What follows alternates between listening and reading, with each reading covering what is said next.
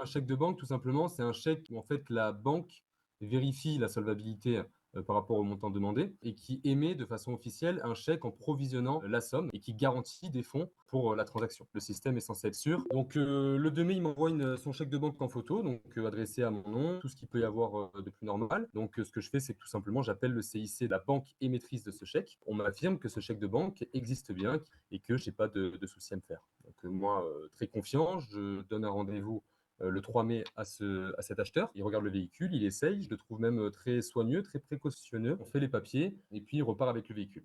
J'ai un chèque de banque de 27 500 euros. Première chose que je fais, je vais à la banque pour le déposer. Donc la conseillère a le chèque de banque entre les mains.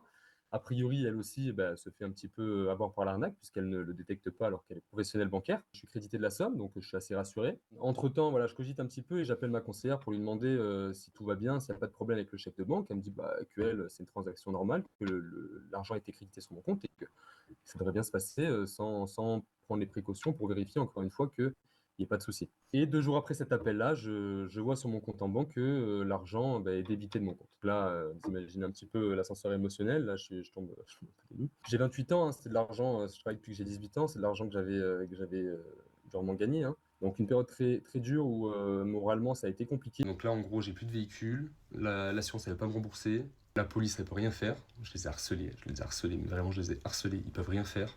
Moi, je me retrouve sans rien. On se sent vraiment dans une injustice totale, hein, on comprend vraiment pas. Aujourd'hui, je me retrouve un petit peu seul face à la situation. Malgré que je sois tout risque, eh bien, l'escroquerie est exclue.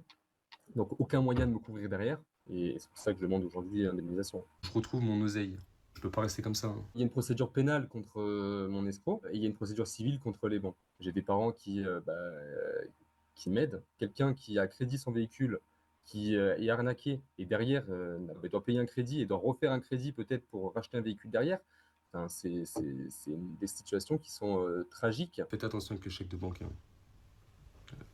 Retenez l'histoire et faites attention. Les vidéos sont là aussi pour prévenir. Et j'ai reçu énormément de messages de personnes qui étaient dans la même situation que moi. Parce que je pensais être un peu un cas isolé et en fait, pas du tout.